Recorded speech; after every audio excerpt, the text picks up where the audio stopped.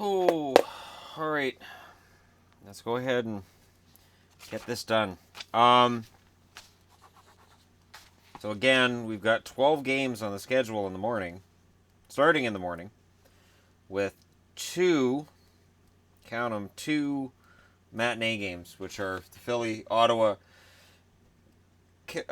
Colorado, Calgary, and then we get into the other games. And I work a 9.5 hour shift in the morning, starting in less than 7 hours. So let's get this started. All right, so up first, Philadelphia's 32-19-10. Ottawa's 21-29-10. Philly's 8-0-2 in their last 10. Ottawa is 4-5-1 in their last 10. Philly sits one behind Washington, so they're close, and they're 4 ahead of New Jersey.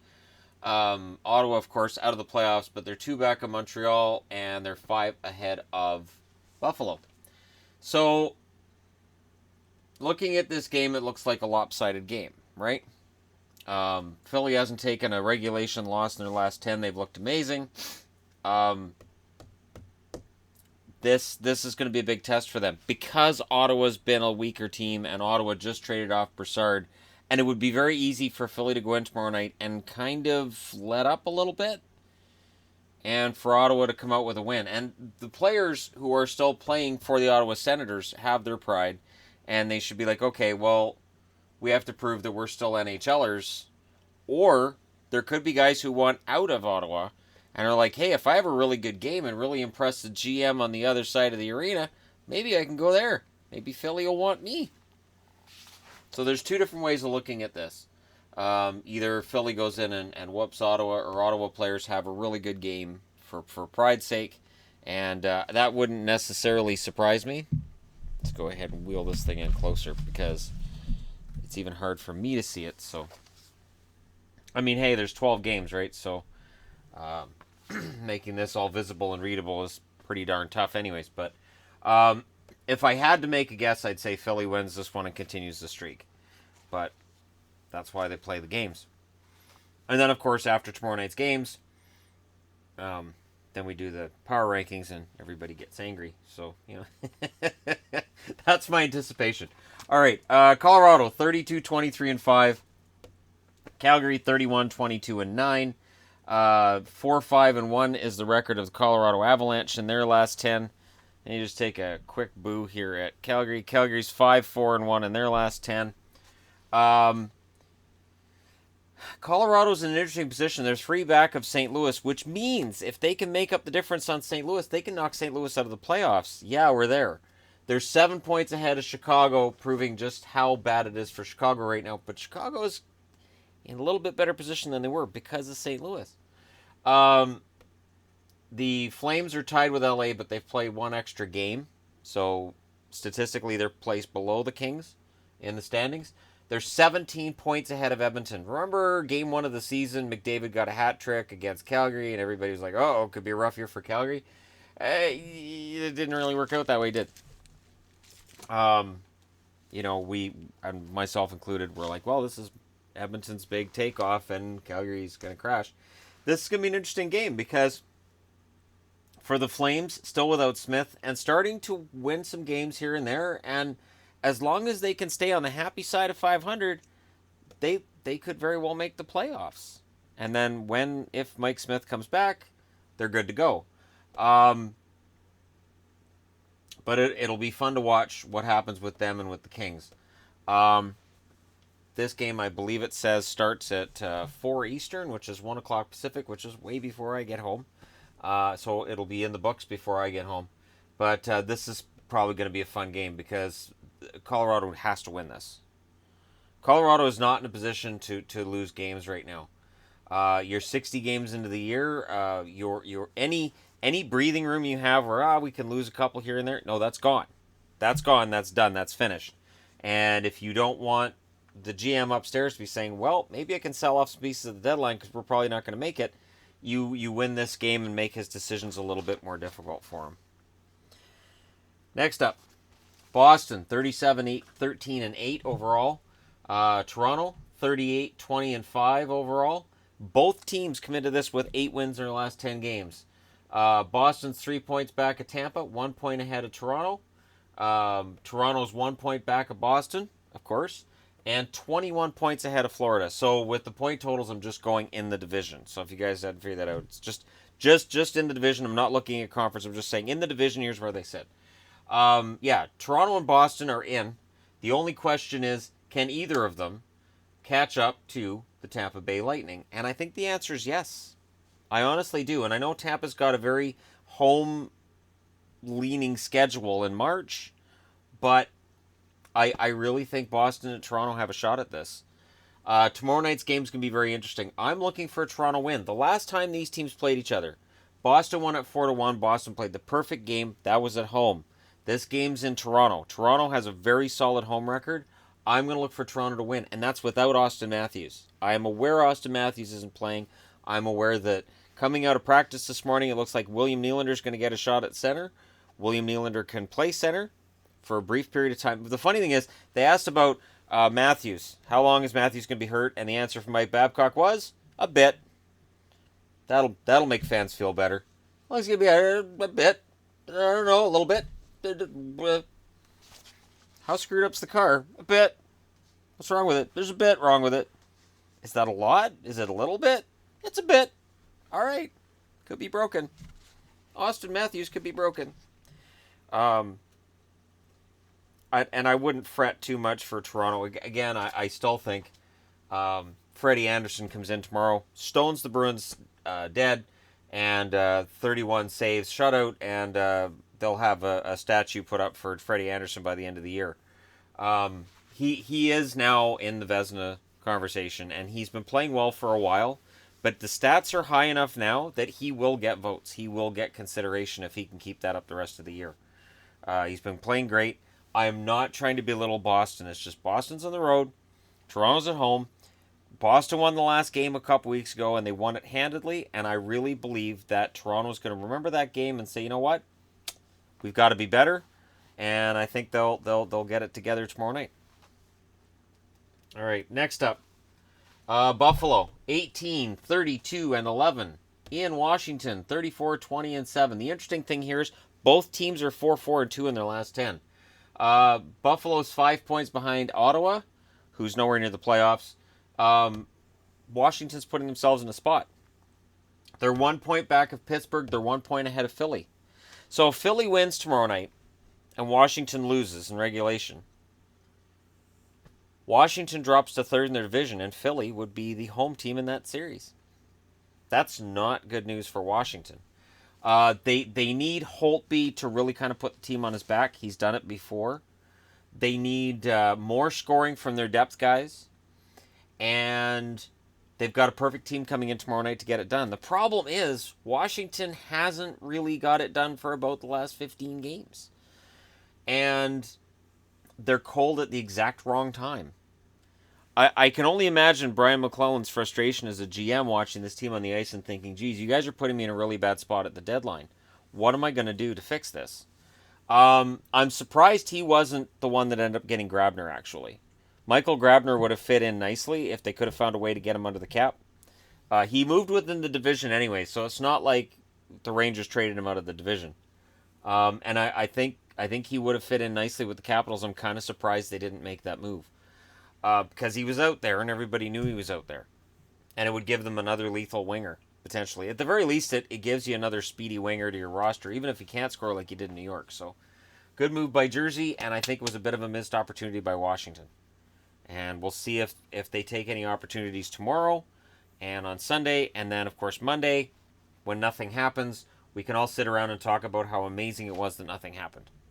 And Buffalo, right, yeah, Buffalo's on the ice.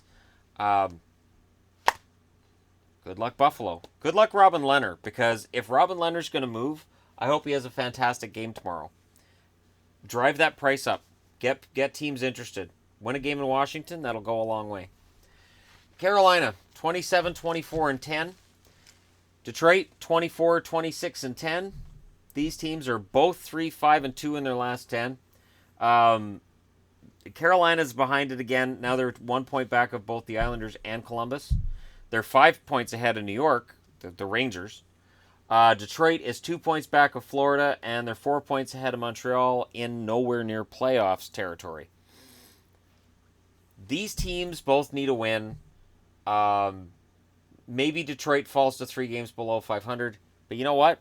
I said last game they wouldn't, and they didn't. They lost in overtime. So I'm going to say they're not going to tomorrow either. That they somehow pull off a win against Carolina, and then Carolina's left searching. There are a lot of teams here that are glass half empty, glass half full, and it really depends on how the GM sees it. Does the GM see it as we're going to win, we're close, or yeah, we're not even close, I got to tear this damn thing apart? And where's Carolina at? That's a big question. Where's Carolina at? And for Detroit, it's going to be a teardown of some sort, but the pieces they have, other than Green, I don't think there's a whole lot else they have that's going to get moved out. Mrazek's already gone, so we'll find out what goes on with Detroit, but you know what? I'll go ahead and say, yeah, they probably get the win tomorrow. Sure.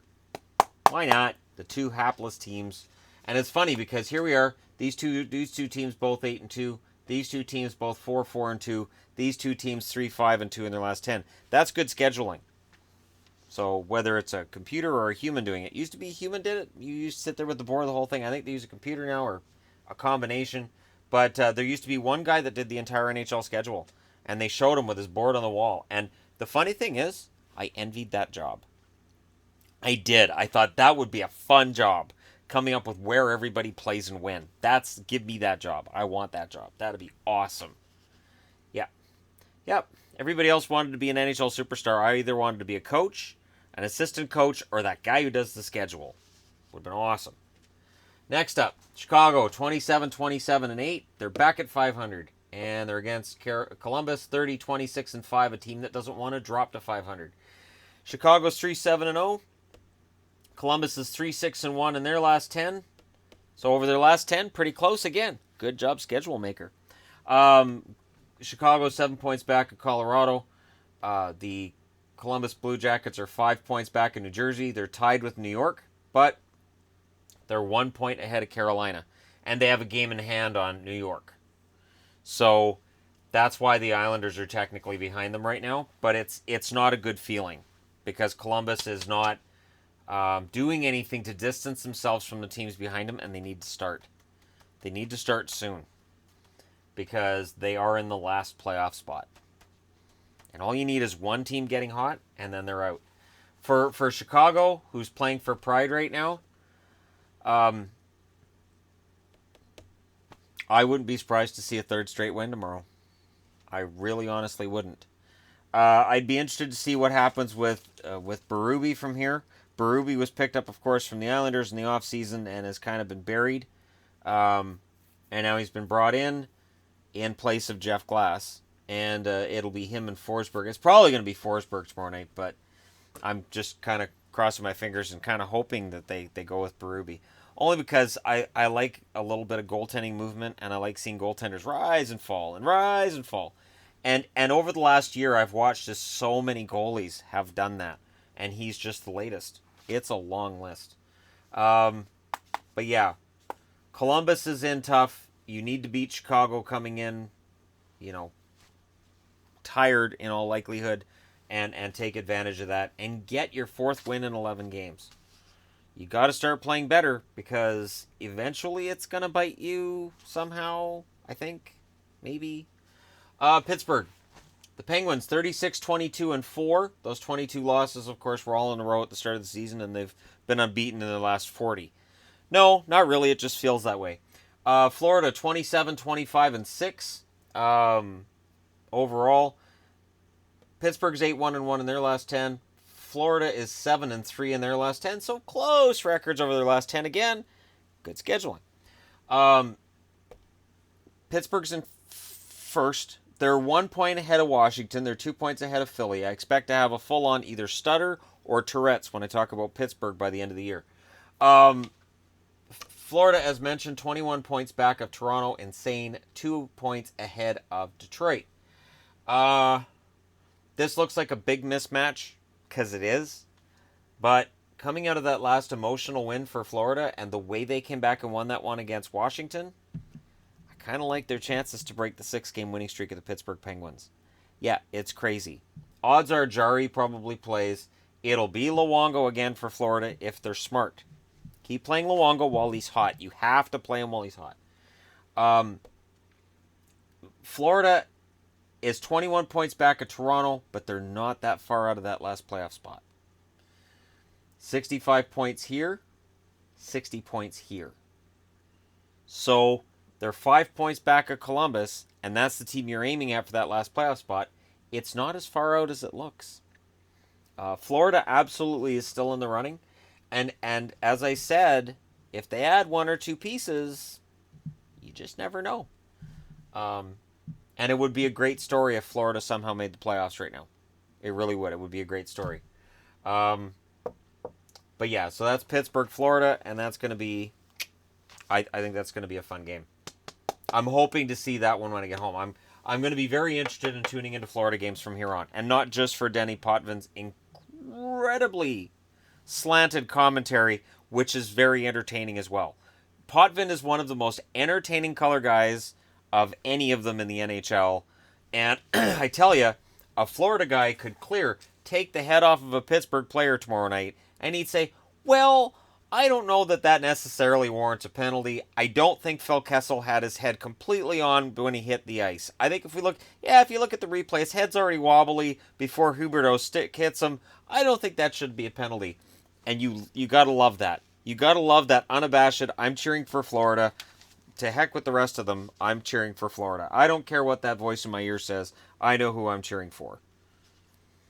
Tampa, 41-17-3. Montreal is not 41-17-3. They're 23-29-8. Tampa's 6-4-0 in their last 10. Montreal's 3-5-2 in their last 10. These records don't match. They don't even come close. But, a wonderful schedule maker, it's Sergachev-Drouin. Every time these teams play each other, we're going to look at that trade and go, hey, what might have been for the Montreal Blue Line if they still had Sergachev? What if, what if they hadn't traded Subban, and what if they hadn't let Radulov go as a free agent? What if they'd kept Markov? How good would their blue line be right now? We'll never know. But that's half of a blue line core, so I digress. Tampa's 3 points ahead of Boston, 4 points ahead of Toronto. Montreal, of course, is 4 points back of Detroit and 2 points ahead of Ottawa. So, there you go. For the Habs, there's going to be players moved out. I think Plekanec is going to go. I'd be very surprised if he doesn't. And then from there, anybody else is anybody's guess. Tampa, though, what a machine. And the rumors are that Yzerman's looking to load up a little bit at the deadline. Oh, wow. That's what we need. We need Tampa a little more lethal than that 85-point team there right now. Just like Vegas. Vegas every now and then just picks up another player, and he turns out to be a star. And we just nod and go, yeah, that's how this season's going. Yeah, that's great. It's fantastic. Certain teams can't do anything wrong. They have the Midas touch with players, and other teams, it's been a gong show the whole season. Tampa, of course, last season had 94 points. This year they've already got 85. This has been a completely different story. Has a little bit to do with Stamkos, but it has a lot to do with the fact that this team went through a lot of difficulty last year, and Yzerman didn't panic and do a rebuild with it after an off year. So I'm not adjusting the Ottawa logo for any reason in particular. Just not any reason in particular. Winnipeg, 36-16-9 overall. The Dallas Stars, 35-12-4 overall. Winnipeg 6-3-1 in their last 10. Dallas 7-3 in their last 10. Very similar records. Both teams this week have had kind of a rough time of it. Both teams won their last game, though. The Winnipeg Jets are 2 points back of Nashville, 6 points ahead of Minnesota, your new third-place team. Dallas is 1 point back of the aforementioned Minnesota Wild, and they're 2 points ahead of the struggling, falling, we're in trouble, St. Louis Blues. This game, starts right about when I'm off work, so hopefully I get home in time to see I want to say second and third. You never know, we might stop off for food after work because, if I don't have enough to eat at work or if I don't bother having anything to eat at work. And sometimes I don't in a 9.5 hour shift. I just don't eat. I just doesn't occur to me. But if that doesn't happen, I get home. I'm really hoping to catch a lot of this game because this to me is the game of the night tomorrow night. Just looking at it, I know Boston Toronto's going to be a barn burner too, but I'll take Winnipeg Dallas. Winnipeg coming off of that huge win over St. Louis, for which Dallas thanks them, and yet Dallas is not thanking any of the teams back east who could not beat the Minnesota Wild, because now Dallas finds themselves behind the 8 ball, even though they have 74 points. 74 points, and they're fourth in their division. They're the number one wild card. This isn't fair. It's not right. Look, Anaheim and San Jose. It doesn't matter. I don't look at it that way. The playoff format, I like it. Being honest, I like the playoff format. I don't think it's a big deal. I don't think there's a reason to change it, personally. Leave your hate down below. Just leave it down there, and I'll just go ahead and just put it out. Just tap it like you do with make sure the fire's out, just with the ashes, because it's all opinions. It really is. Anaheim. Speaking of teams here that have been moving up, 31, 20, 20, and 11. They're in Arizona. This is a big chance for them. 17, 33, and 10, Arizona. But Arizona's got a 500-plus record in their last 10 games at 5-4-1. Anaheim 6-3-1 and starting to get it together. Now Anaheim finds themselves in an interesting position. They've got 73 points, and they're 1 point back of San Jose. They're 2 points ahead of LA. San Jose doesn't play tomorrow night. San Jose's lost 2 in a row. If they win, Anaheim's your new second-place team in the Pacific Division. So while we're all paying attention to what Pittsburgh's doing and we're all talking about how great Nashville is, Anaheim has quietly climbed their way up, and they could be second as early as tomorrow night. All those overtime losses help. I've said that before, but having 11 of them, that helps a lot. You got 10 of them in Carolina. They help. Didn't really help for Detroit because, they don't have a 500 record even with all those overtime losses. But Anaheim definitely does. They've been playing better.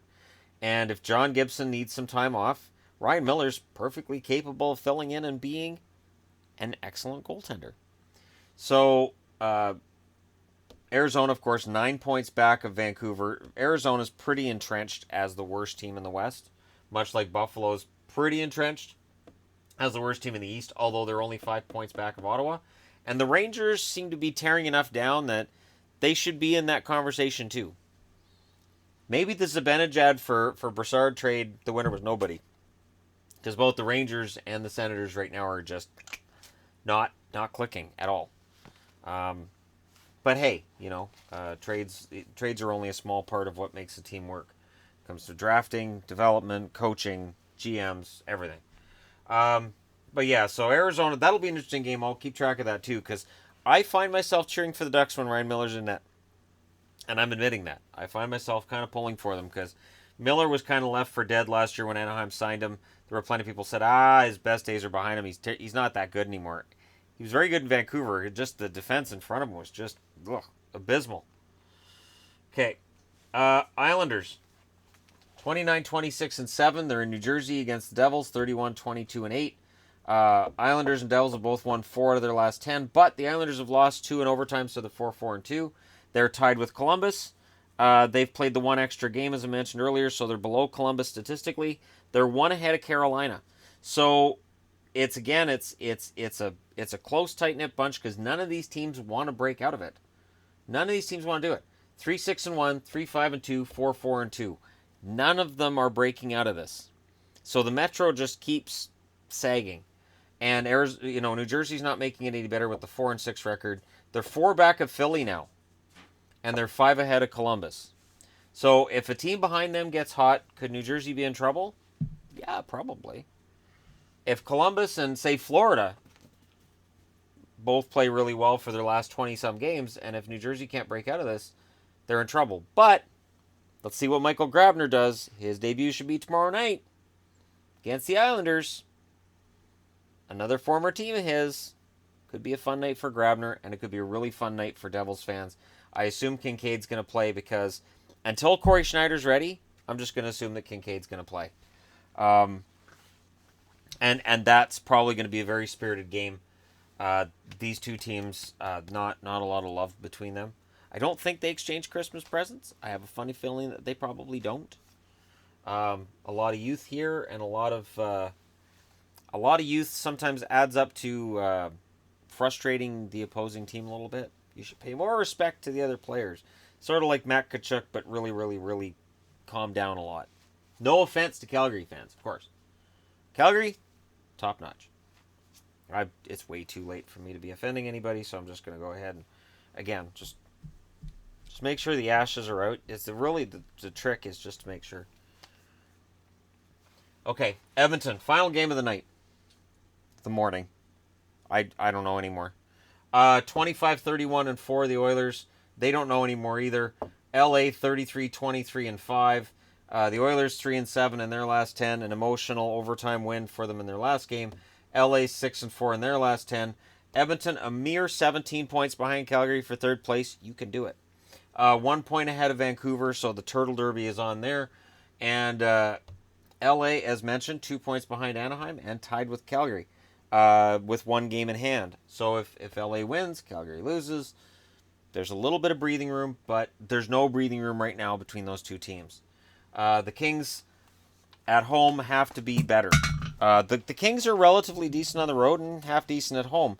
But the problem is if you're half decent at both, you're not really excelling at either home or on the road. You're risking falling out of the playoffs. 32-team league is coming. In a 31-team league, being a 500 pretty good team is not good enough. You have to be more than just okay. You have to be a pretty good team to make the playoffs now. And LA has to show that starting tomorrow against the Oilers before the deadline. And Dion Phaneuf needs to continue to show that he has had the fountain of youth in LA. I watched his last game there in the loss against Chicago, and I actually thought he played well in that one too. He's not going to be on the score sheet every night because he's Dion Phaneuf. He's not Phil Kessel. But I thought he played well. I thought he was playing. He looked a lot like Calgary Phil Kessel. So going back, not just beyond Ottawa, but beyond Toronto, and the one that played for the Flames looks like the one that's playing for the Kings right now. And that's bad news for the rest of the Western Conference. But LA has to get their record turned around as well. All right, there you go. 12 games, all done, previewed. Let me know what you guys think in the comment section below. Hit like and subscribe if you're browsing your way through. You just happened upon this video. And it is now 2:36 in the morning my time. I have to work at 9 my time in the morning. And I work till 6:30 at night. But work called. So you guys get your video. And let me know your winners. I'll talk to you again soon.